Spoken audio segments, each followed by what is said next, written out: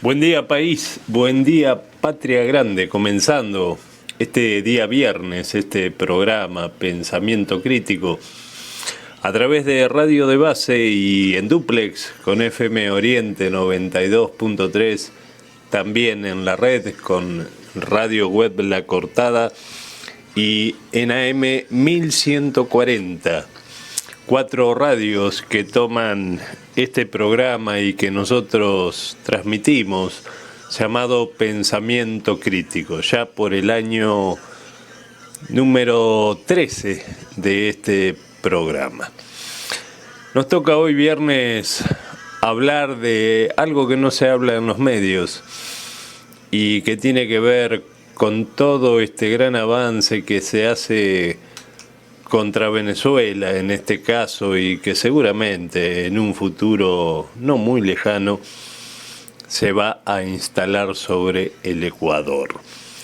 Lo que intenta el poderoso del norte, los Estados Unidos, y esto a través de su larga historia exterior, es tener a este patio trasero, como siempre lo han denominado, bien tranquilo, bajo los designios que ellos quieren para seguir apropiándose de nuestros recursos naturales, el petróleo, el agua, los minerales, y tener una dominación, porque esa es la idea.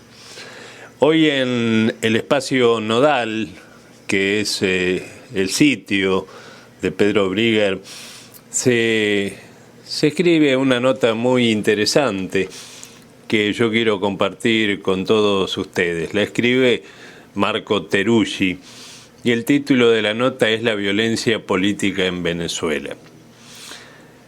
Existe un rompecabezas de las muertes, las más de 100 en más de 100 días de conflicto. La cuestión se resume en la mediática opositora en que todos fueron asesinados por el gobierno. No importa que no existan pruebas a la hora del titular, tampoco investigación para fundamentar una aseveración como esa.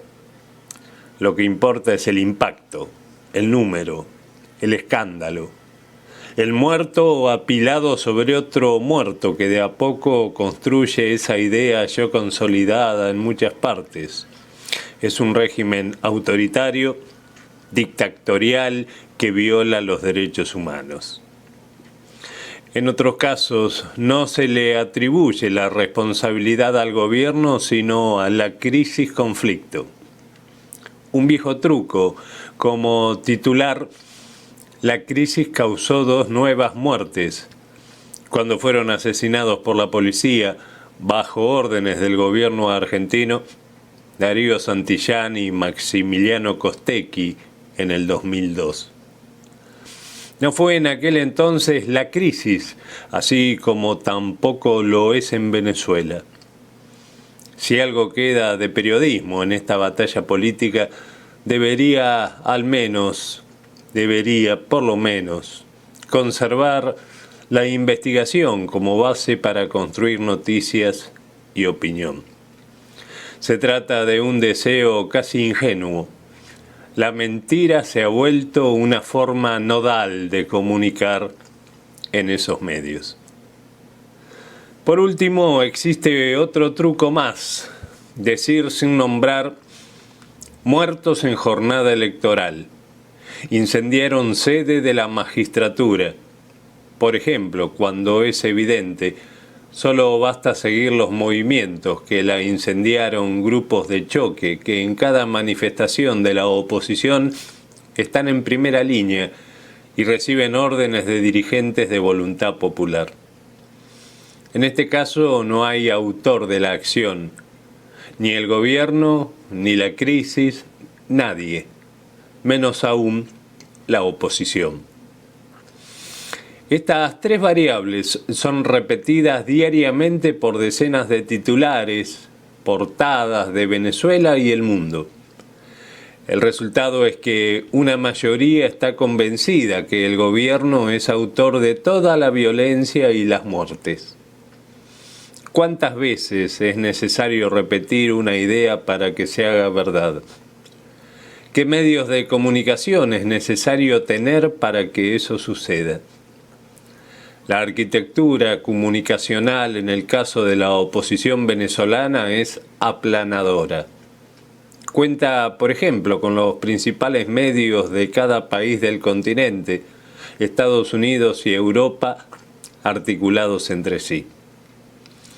Los muertos, entonces, ¿quién es responsable? Son más de 100, el número exacto difuso, 125, 127, más o menos. Difícil tener una certeza debido al amplio abanico de causas de las muertes. Algunas pueden ser incluidas por algunos análisis y excluidas por otros, y por las fuentes de información. El cruce de datos entre poderes públicos, fuentes periodísticas, las causas han sido múltiples: barricadas y bloqueos, saqueos, quemados vivos o linchados, manipulación de explosivos, tránsito cerca de una manifestación sin participar en la misma, pelea entre manifestantes, disparos de bandas criminales desde adentro de los manifestantes por cuerpos de seguridad del Estado, entre otras. De ese total, unas 15 víctimas fueron por disparos de los cuerpos de seguridad. Ante eso ya existen 39 efectivos procesados, detenidos o solicitados. Es decir, que cerca de un 10% fue responsabilidad del Estado. Otro elemento del total de muertos, más de 7 son de efectivos de algunas de las fuerzas de seguridad. El discurso de que todos los muertos son del gobierno se cae rápidamente. ¿Quiénes son responsables del otro 90%? En el nivel intelectual, los dirigentes de los partidos opositores, en particular Voluntad Popular y Primero Justicia, por ser quienes conducen el plan de escalada violenta en la calle. En el nivel material depende de cada caso: paramilitares, grupos de choque, los mismos jóvenes de las protestas, gente suelta alentada a matar. Para una parte de la oposición se ha vuelto legítimo matar chavistas. La Fiscalía General no ha detenido a nadie de la oposición, ni autor material ni intelectual, aun cuando la evidencia haya quedado grabada en cámaras, como uno de los jóvenes que fue linchado y prendido fuego al pasar por una manifestación en plena Caracas.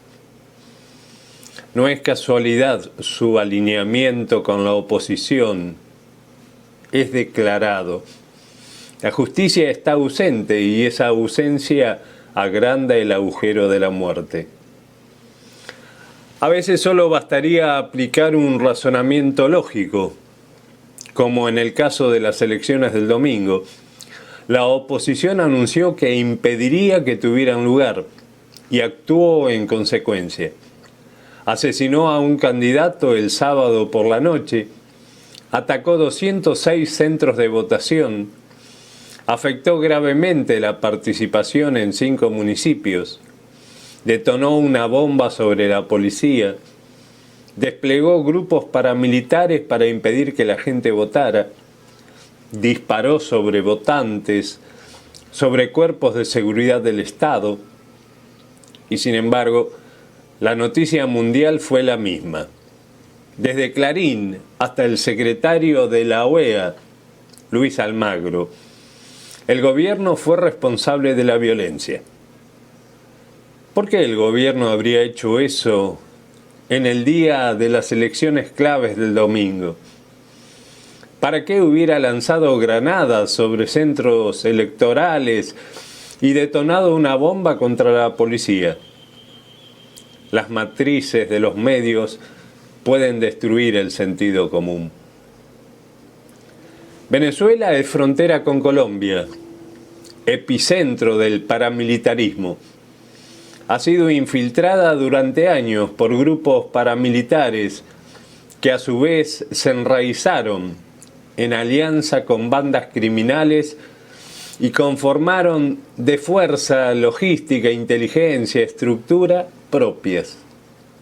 Están los testimonios de las poblaciones, las acciones como asaltos a cuarteles militares y policiales con armas de guerra, las zonas controladas por ellos, sus campamentos. No existen, sin embargo, en los grandes medios de comunicación, en las palabras de los dirigentes de la derecha, en algunos análisis de intelectuales. Existen sí en la vida de la gente. Las casas marcadas, los chavistas de los pueblos que deben irse debido a las amenazas, los compañeros asesinados, los comercios que deben cerrar porque si no son atacados, al igual que los transportes, los toques de queda. Ocurre en municipios de Táchira, Mérida, Lara, Barinas, en los despliegues que realizan durante las semanas de escalada del conflicto en cualquier punto del país. La fórmula es la siguiente: cada hecho de violencia debe ser negado y en caso de que la acción sea demasiado evidente, debe ser señalada como un autogolpe del gobierno. Aunque sea inverosímil, como decir que fue el mismo gobierno quien lanzó las granadas desde un helicóptero sobre el Tribunal Supremo de Justicia.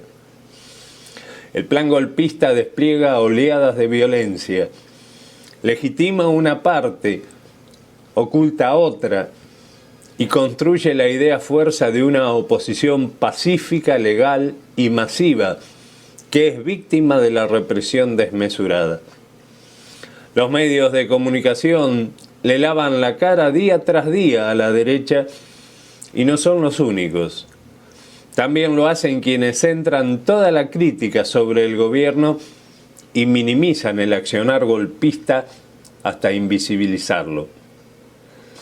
Es una gran disputa por el sentido y los actores de la violencia, por desenmascarar, ponerle nombre a la muerte y obligarlos a salir del anonimato. No se puede comprender las respuestas del chavismo, con sus aciertos y errores, si no se comprende la estrategia desplegada o si se opta deliberadamente por esconderla. ¿Qué debe hacer un gobierno y un movimiento popular con su infinidad de contradicciones ante una oposición que apuesta por una salida violenta y despliega un brazo armado que realiza acciones militares? ¿Cómo debe actuar? Las respuestas son varias, desde un esquema de contención para apostar al desgaste, hasta ensayar formas de defensa integral, como lo había planteado Hugo Chávez a través de las milicias bolivarianas. Aunque en este último punto existe otro debate, parecería necesario construir formas de resguardo de los territorios dependientes de los mismos territorios y no solamente de la Fuerza Armada Nacional Bolivariana, como lo es la milicia bolivariana, aunque articulado con las mismas, nada por fuera de la unidad. Se trata de un punto clave. ¿Cómo se defiende un proceso popular? ¿Quiénes los defienden? ¿Solamente desde el aparato del Estado? La violencia se ha normalizado en Venezuela.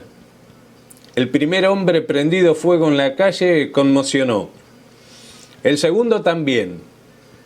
El tercero pasó a ser parte de lo posible. El quinto ya entró en la lógica del conflicto. Impactó, sí, aquel que luego de linchado e incendiado fue pateado como un perro por sus asesinos. Esa normalización es parte del objetivo de la violencia opositora. Apunta a golpear el tejido social, descomponer, enfrentar a las partes hasta legitimar el linchamiento como práctica social opositora en las clases altas y medias. No se ha visto hasta el momento a nadie linchado en un barrio popular por su postura política. ¿El gobierno se ha equivocado y cometido violencia que no debía cometer? Sí. Ahí están los números. La gente encarcelada, los órganos de seguridad del Estado que no son los que quisiéramos que fueran, que han intentado ser transformando en este tiempo de revolución y han quedado a medio camino. El chavismo tiene contradicciones, límites, lucha de clases internas, traidores, burócratas, corruptos impunes en puestos de dirección y una lista larga de problemas. Se los debe debatir, disputar. En la resolución o no de esos puntos se nos va la posibilidad del proyecto. El problema es invertir los términos y poner al gobierno como autor de la escalada de violencia y no como quien ejerce una respuesta con sus errores ante un intento de golpe de Estado con participación directa de los Estados Unidos. Mirar Venezuela a través del show mediático, la avalancha estética victimizante y heroica de sus movilizaciones, la producción masiva de contenidos que cuesta millones de dólares, las páginas opositoras y aporrea y algún investigador de una universidad extranjera que analiza los colectivos, conduce a comprar el cuento completo del golpismo. Debatir el chavismo es una necesidad. Pasar del lado del bloque conducido por los Estados Unidos es un error histórico. No sería la primera vez que sucede en la historia de la izquierda en el continente. Esta es una nota de opinión del licenciado en Sociología, cronista y periodista Marco Teruggi, publicada hoy en el sitio de Nodal, Noticias América Latina y el Caribe, que queríamos compartir con ustedes, comenzando este programa Pensamiento Crítico para ayudar a aclarar algunas cosas muy importantes sobre lo que está pasando en Venezuela.